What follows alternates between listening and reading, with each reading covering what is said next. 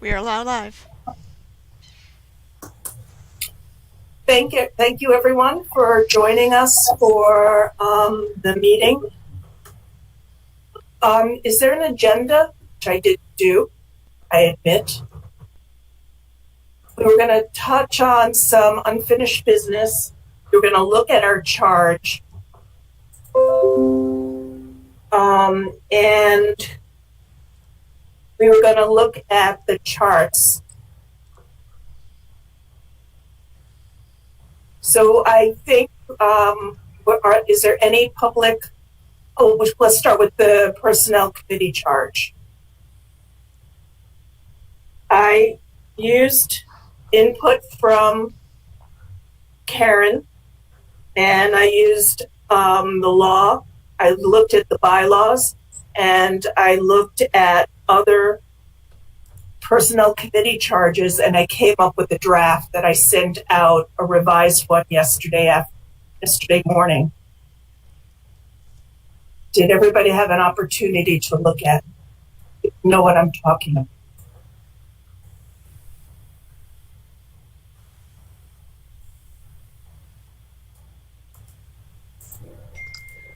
Yes, and I know what you're talking about, and I'm going to open it up right now. Thank you. Yes, I reviewed it.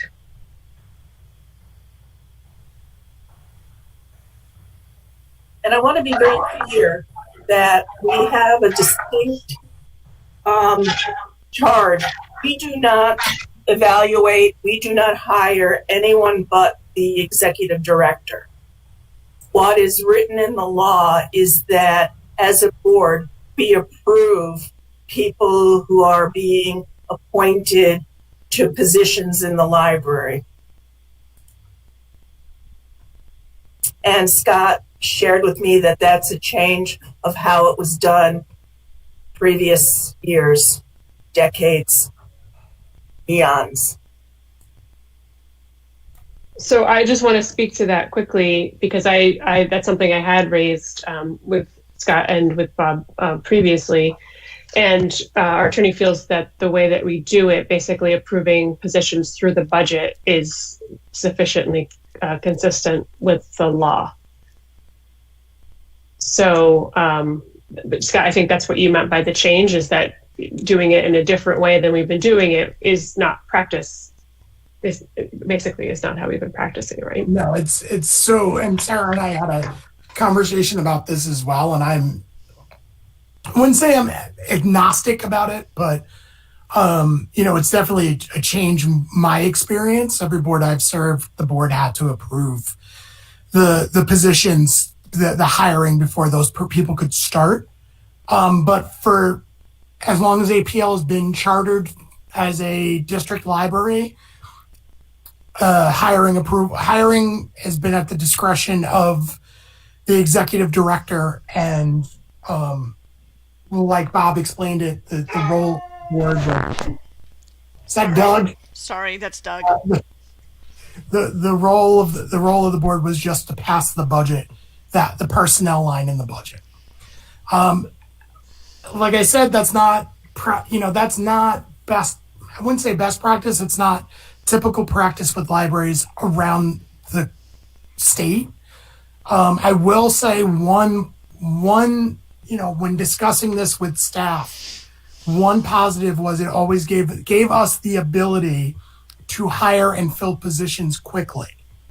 Whereas if it needed board approval, individuals could not start until after the most recent board meeting. And that could be a 1 month lag. And, from how it's been explained to me by some members of the staff, is between the lag with HR and then getting people hired. This would be extra time to positions, and probably the reason why it worked well for us is because we've always run a very lean organization. So being lean means that when you lose somebody, it's a pretty big hole. You got to fill that hole quickly. I'll operate either way, just a warning to the Board of Trustees that this will create possibly 3 to 4 weeks of a wait for us to have somebody start a job until they can actually come in the door and help us out. And can I add a comment to that? That Sure. was just one of the strategic plan tactics that we just improved upon, was our lag of hiring. Yeah. So just to put that in perspective as well. I think and it's city civil service, that it's a little different. Most libraries are under county civil service. So county civil service has a much more robust list, is a bigger operation, so their turnaround time is much quicker. They're much more flexible. So some of the lag that the staff have improved upon but still exists has to do with an entity that we have no control over. And who is a little slower. And I'm not saying that to like throw them under the bus. I'm saying that because they're just a smaller shop. And Sarah, just so you know, we actually explored leaving city civil service and moving to county. And the state was pretty much like, you can do that, but it's going to cost, you're going to have to sue to do it. So we're stuck with cities. We are not stuck. We have to continue to work with city civil service, but we all have to also accept the limitations they have as a city civil service. And it's why we have a bunch of really great librarians who want to work for us. They're not even on our list. So I'm just a little, I thought about it a bunch after our conversation, Sarah, and that's the number one thing that both Bob has mentioned and the HR department has mentioned and other supervisors have mentioned, is it's going to create an extended lag for hiring. Why can't the board approve it after the person was hired, just so that it's official? I'm okay with that. Like a provisional hire until Board meeting. board meeting. So I have a concern. I have a question. I have a concern. What is best practice in this situation? That's my question. And the other question I have is, how do we protect APL from unintended situations that could cause perhaps some charge of discriminatory practice? I know last year there was concern, there were questions about a couple of hires. And so, what protects the library? I understand the need to be able to fill positions with speed. I understand that, and I appreciate the dilemma, trust me. But how do we protect the library? And what is best practice? I best practice following, I will say our process is very clear cut when it comes to hiring. So I would say that the protection is just a good process and doing everything uniformly. And the HR department does do a pretty good job of keeping us on top of those practices. So that's where we're protected, is just by, having a committee do the interviews, keeping all the notes from the interviews, keeping all the notes from the selection of candidates we're even going to interview. We are pretty good at following best practice when it comes to hiring. So that's, and I think that shows up whenever anybody looks at our hiring. It shows that we did our due diligence to follow all the laws, rules, and regulations. Only last year, when a situation came up with the HR director, and we started to look more broadly at some other activities, some questions did arise where we did see some instances where there may have been some variance and concern about how, an individual, and I don't have the information in front of me, but I certainly have it, received a hiring opportunity who appeared to maybe have been less qualified or had less experience or whatever. And there were questions, do you know what I'm talking about? Do you recall the So I think we're talking about more than one thing at a time, and we're no longer talking about the personnel committee charge that we were presented with just now. So what I think we're talking about the personnel committee charge. Sarah Dallas put a line in that came directly from education law about boards approving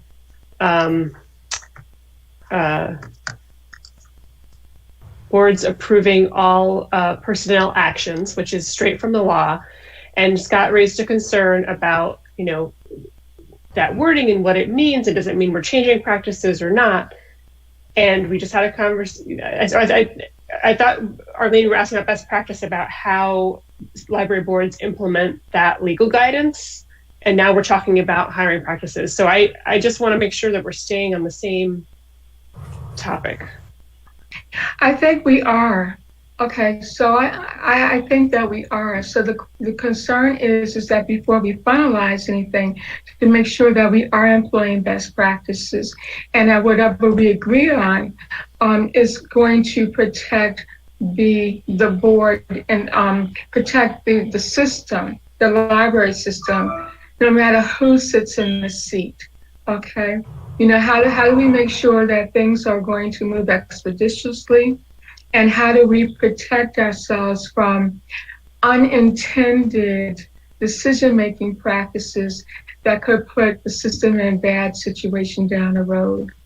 Everything is fine until somebody raises a complaint or a suit.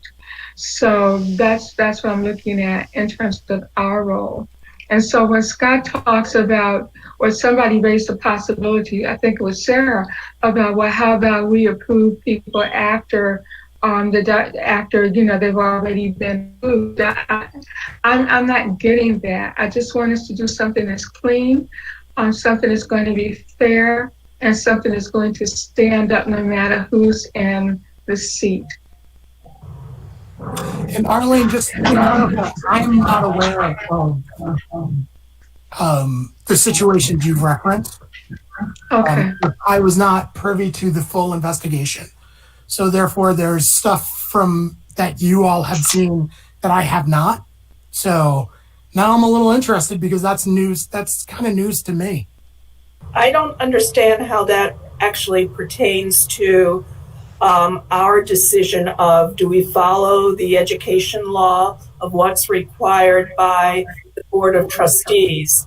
Or are we comfortable enough saying that the board, by allowing money in the budget and money in the staffing. We meet once a month, pretty much. And I think there is a way. I know that Sal's, I can hire somebody, but the board has to approve the hiring. And Scott, I think that helps with you too, because it's the board taking the responsibility and it's not totally on your shoulders. Yeah, again, I'm fine with either or. I just want to present to the board all of the variables that can come into play here. And the number one, it seems that from me asking and having this conversation, that's the number one reason why staff would not want to see this changed. All right, so what I think we need to do at the next board meeting is bring this up, and it's up to the board to decide based on what we're going to bring forward. We don't have that. The three of us don't have that power or that ability to say that this is the final document.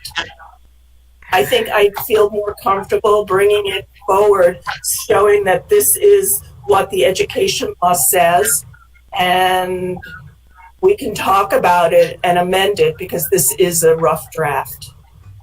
You know what?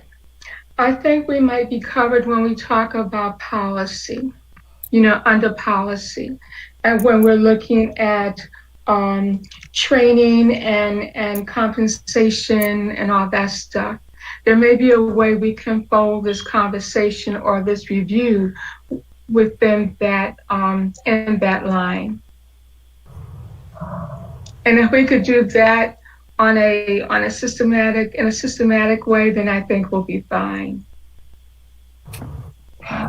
Arlene, I'm sorry, I don't know what line you're talking about. That the Okay. education law line? I am looking where you have a list of bullets. Oh, okay. Okay, so within that group, in that grouping, we talk about providing policy advice. Okay. Okay, and so what I'm saying is that within that construct, if we have a way of framing stuff, so we have an opportunity to systematically review practices and advise on policy within that line, that we, we could figure this out, then that might cover my concern.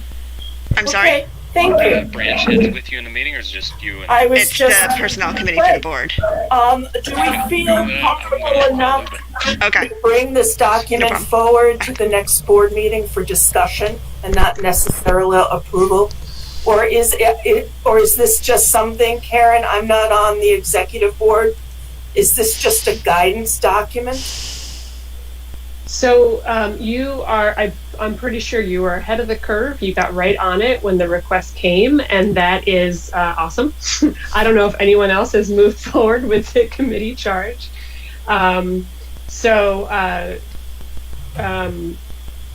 We'll have to ask Matthew how he wants to proceed. If we do talk about the change in education law, we have to do it with advice from council, because that's, again, I've raised that before, and Okay.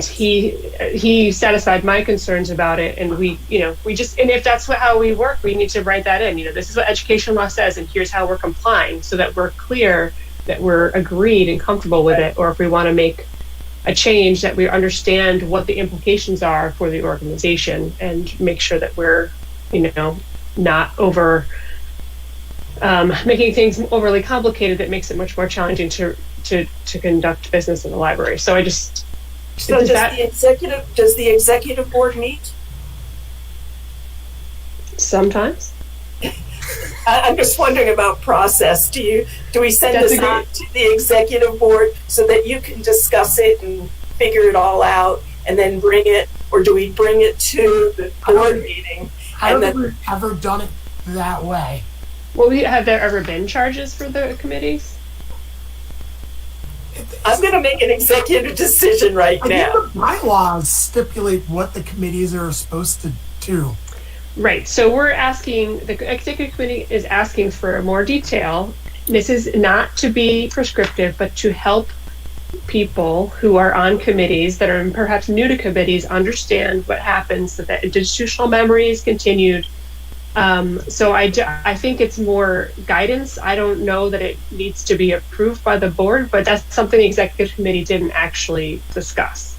Well, what I'm going to suggest, Karen, because we're running out of time and people's time is very, very valuable, I'm going to take this, if this is okay with Arlene and you, and share it with the executive board and say, have at it.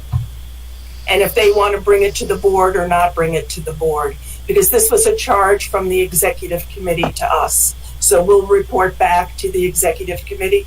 Does that make any logical sense? Yes. Okay. Arlene, are you okay with that? Okay. I'm going to take that as yes, sort of. All right. Thank you, Arlene. No, yes, it would be fine. All right, let's do that. Okay. I sent Scott a bunch of questions yesterday. I'm sorry, Scott. That's not what you wanted to see on a Sunday morning. No, that's I absolutely fine. apologize. And do you want to talk about the organizational chart and answer my questions? Because maybe others had the same questions. Sure. So, this is kind of a work in progress. We're building a model for the organization to use in the future, and the chart's responsibility will be handed over to the Human Resources Department for updates in the future. I feel like that's a pretty good place for this to end up. But I do want to hand them over a model that's well explained, so they know what the expectation is from both administration and the board. You amended. You also had some questions about some stuff that's in the shared documents. I noticed that Bob amended the document ADM EESC statement. Yes, that was the board has approved that final draft. I looked in the minutes. I couldn't find it, but we'll keep searching to figure out which meeting that the board approved that. Do we have a public? What is the ADM EES statement?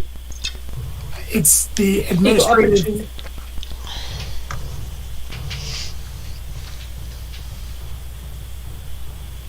I believe that's, or maybe I had it wrong.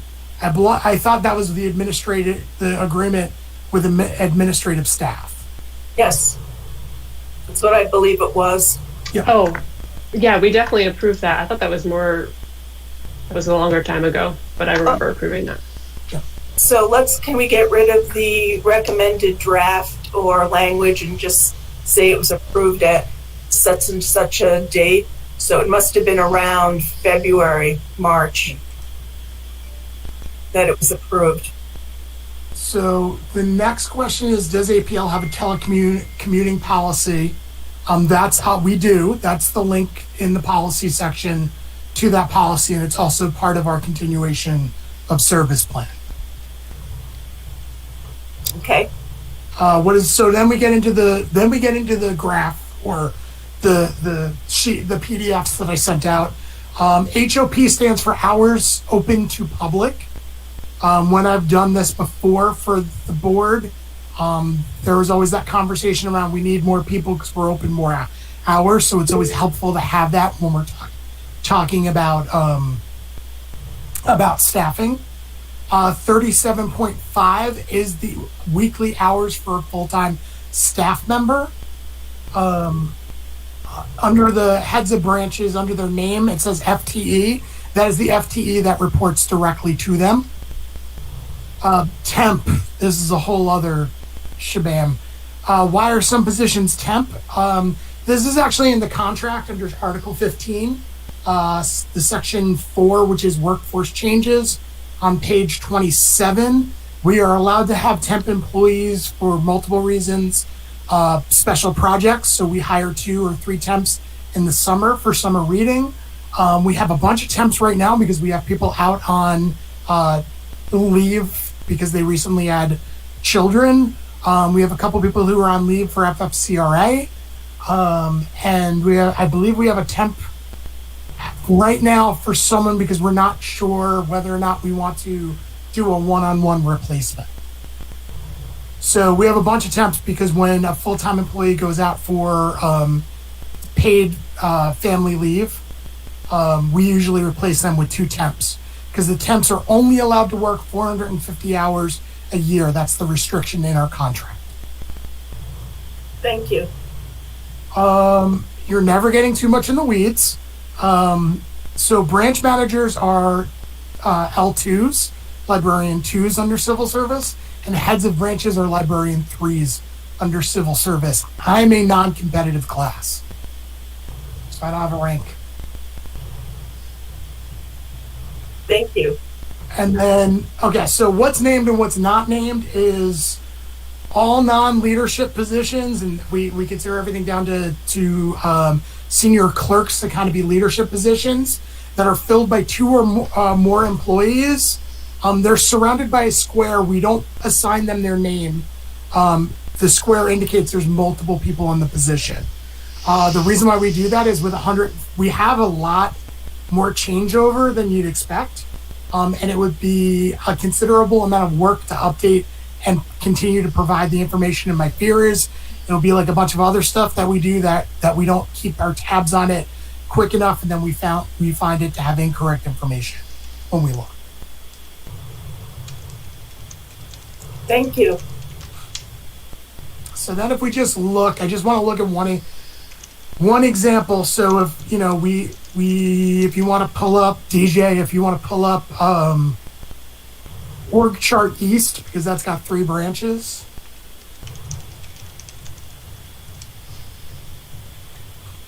So the way it's set up, and I haven't done this with, I just I just did the services.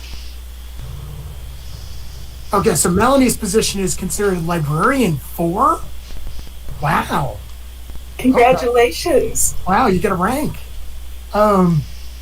So if you look at this section, but the software we're using, we can break up sections. So I wanted to concentrate first on the services side of the chart because I figured this would be most important to the board, considering they're thinking about staffing post-pandemic. So what you'll see that we're actually a much flatter organization than the original chart kind of looks. I am only one step away from a branch librarian, technically.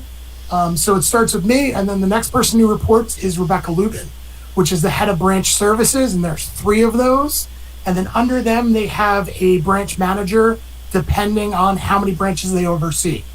Most heads of branches oversee 2 branches. However, Rebecca was given North Albany as well because just the size of her other branches. So then you'll see it'll actually be boxes for the branches themselves. Used to be pictures. It won't let us change it to the pictures we want to use.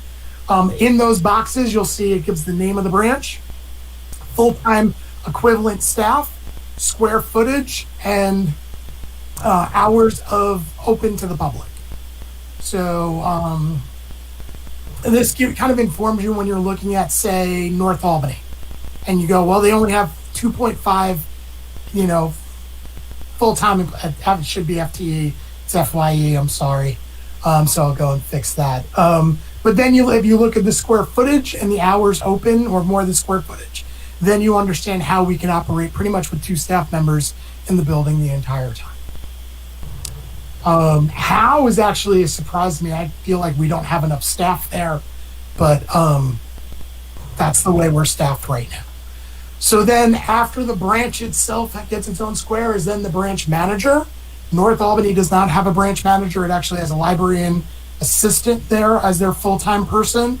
Branch manager at Delaware is Julia Pinto Martin, and the branch librarian the branch manager at Howe is Torloni.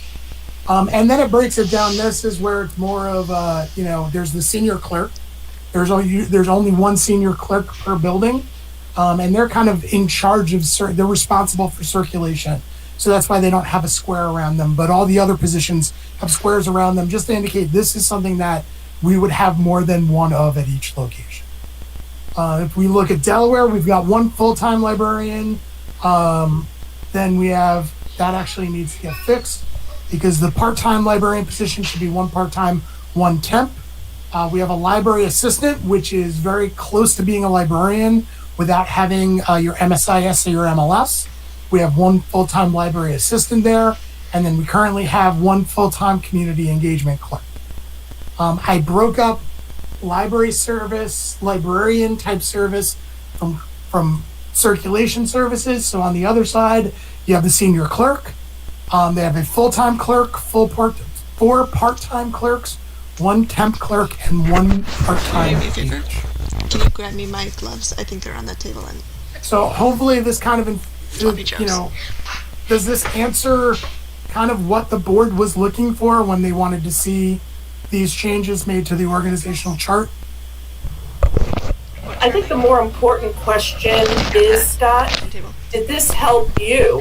And you said it did because you realized that one of the branches probably needs more staffing. Without a doubt. I mean, just to let the board know. Okay. APL has always.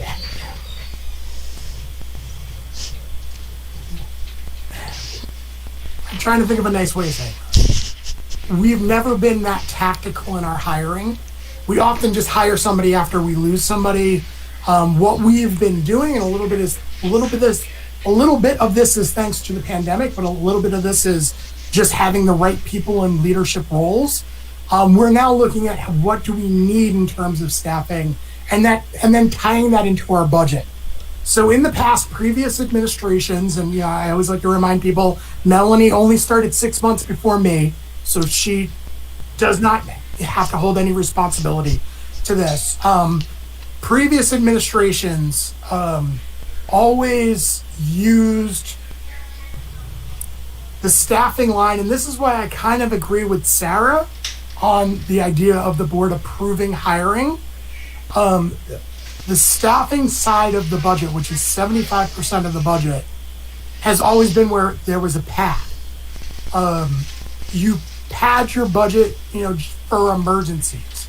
So in my past experience, when I started and I got handed the organizational chart, there were several positions that were never filled. And I was told they weren't filled so that it looked like we were spending our budget. Because remember, the previous administration, and I'm not just talking about the previous executive director, but other members of the administration, were very concerned with our capital fund. So it seemed like we had too much money in our fund balance. Karen, as the board president, and I worked really hard to get the board to start following best practice in the capital budget and kind of breaking those things out and explaining those things. So we had this weird dynamic of acting as if we were going to spend money from our savings, at the same time making it so there was positions in our budget that we never hired. So I would like to move away from that, or we've been slowly moving away from that, to a model of what do we need and hiring by what we need. So yes, this does help, but this is already kind of in my brain. What I'm really hoping this does is explain to the board why we're coming at this the way we're coming at this. Thank you, Scott. I have two comments, of course. The first, sorry, I like that you have the square footage, but my observation when I walked into Howe, there's lots of nooks and crannies where staff can't see throughout the building. And I don't know if it needs to be on this chart, but I think it would be helpful to share a little bit about the design of the building, because that's what concerns me. For example, Washington Avenue has the 3 floors, and you need to have staffing on all 3 floors. So that's something just to keep in the back of your mind. The other thing that I would be interested in also, when you say about hiring, to tie it back to the Albany Public Library's plan of service, because that's a community-based plan of service, and that should be also driving the hiring practice and the skills and the talent that is needed to fulfill the plan. Does that make sense? No, that makes total sense, and I think that I think that's the direction we're going, especially over the last 6 months. It's more of what do we need, and when we ask what do we need, it's more of what do we need in terms of following the strategic plan and services that we're going to provide in the future. So it's community-based hiring. Community-based hiring, and also,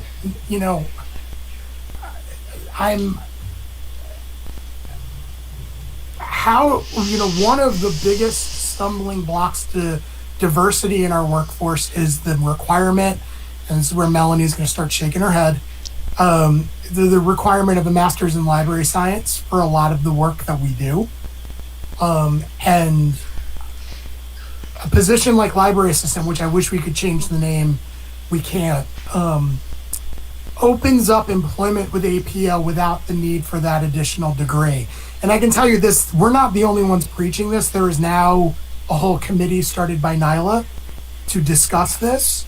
So, and in most library directors I talk to, almost everybody's in agreement. And the D&I work that we've done, our consultant has already pointed out that that's a major hurdle. And it's not as simple as, I have looked at what Queens has done. I'm interested in what Queens has done, which is student loans, internal student loans for individuals to get their master's in library science or get an advanced degree. I don't think that's the answer, because I still think that's a lot of time and energy to put into a degree that is very, very specific to what you can do with it. Mm-hmm. Thank you, Scott. Are these charts shareable for the board meeting? Yeah, so these PDFs, I want to share these PDFs at the next board meeting just to make sure we're going in the right direction. I might try to tackle facilities, because I think it's important to inform some of the conversations we need to have in the future. So my next step is to start touching some of the operations side of things. And I know Melanie would probably want me to do her IT department, but we're going to start with facilities and just go through, because the other thing that I put in the document I provided you is I don't know how accurate these numbers are. I have to go back to HR and have them check these numbers over, because I have some questions about these numbers as well.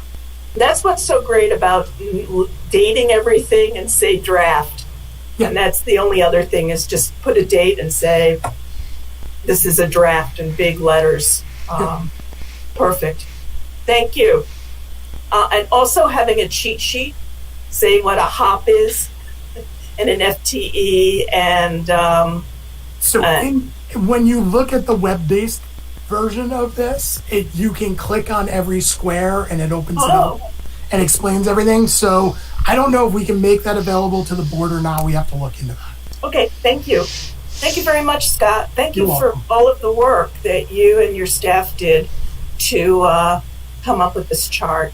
Sometimes visualizing it makes it easier for me to really grasp it, and it brings it from the abstract to, interesting. Sure. Arlene, do you have any questions? I think Karen might be the telephone number. Do you have any questions? I am the telephone number. I apparently lost internet in my whole house, so I'm a little distracted. I'm just listening to the conversation and I don't have any specific questions. Terrific. Thank you. Thank you. Can we go on to the next agenda item? Because I'm cognizant that we have just about 15 more minutes.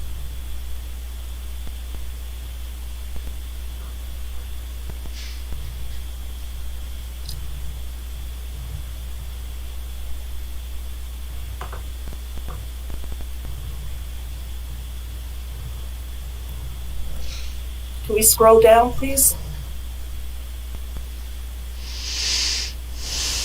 The next item was the revised list of employees.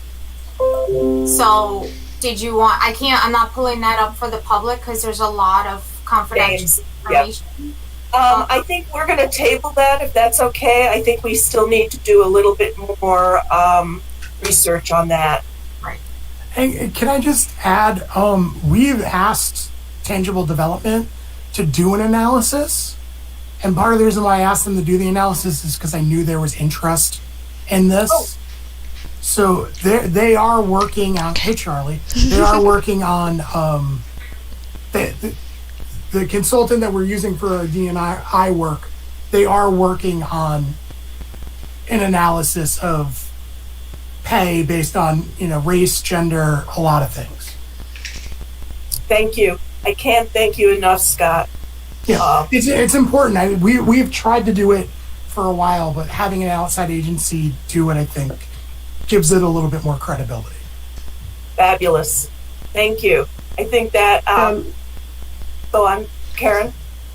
Well, thanks for that update. That was the request of the Personnel Committee requested that formally from the administration, and we had initially thought, this is something I brought up with our attorney the other day, we initially thought that the first cut would be with him, but I didn't realize that there was another request that another request to an official request to Tangible. I know we had talked about Arlene reaching out to them specifically, but so the formal request has been made to Tangible to do the whole. Yeah, when we discussed what work they were going to do while we were in the pandemic, that was one of the things that we actually charged the committee to do.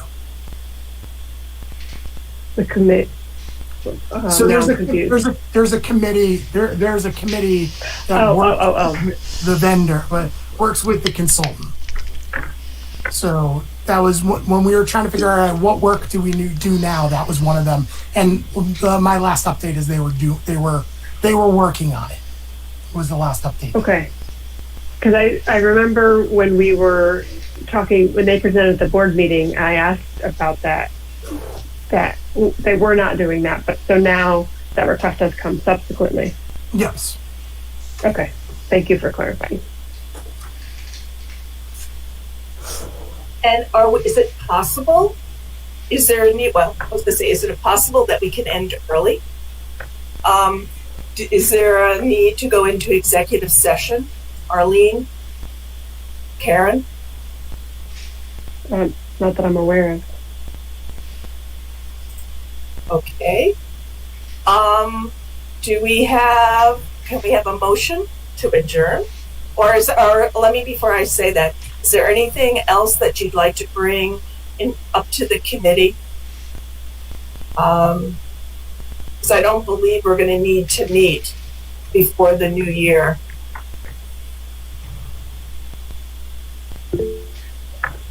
Sarah, had you worked on a schedule for our meetings? I recall that you talking about that. We said that we would meet quarterly or as needed.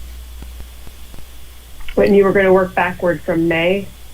Right, because we would have to have the final evaluation done May, June. So had you tried to figure out when those meetings would be?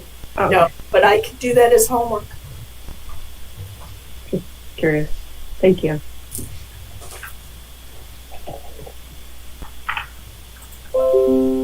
I've had my fill of meetings. Never go to another meeting. Be a very happy camper. All right. Anything else for the good of the order? Will somebody please make a motion to adjourn? So moved. Second? Second. All in favor? Aye. Aye. Opposed? Motion carried unanimously.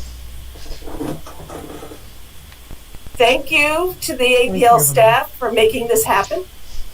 And thank you, Karen and Arlene, for taking time out of your day to be part of this conversation. And remember, we have a test run for Zoom at 3:00. Like now? Yeah. I'll try to make it if my internet comes back on. Okay. You only need to attend if you've never used Zoom before, because otherwise Okay. you'd be familiar with Zoom. If you are familiar with Zoom, then there's no reason that you'd have to be on this. It's just a practice for our full board meeting on December 8th, I'm sorry. And this platform that we used today is? This is Google Meet. Okay. And in the future, we'll be sending out a new link provided for Zoom. Okay. Not a fan of Google Link, but that's just me. I think there's some privacy issues and concerns, but Scott can tell you that I'm kind of rabid about privacy issues. Thank you all. Have an uneventful week, and I'll see you at the board meeting. Bye, everybody. Thank you. Bye. Bye. Thank you.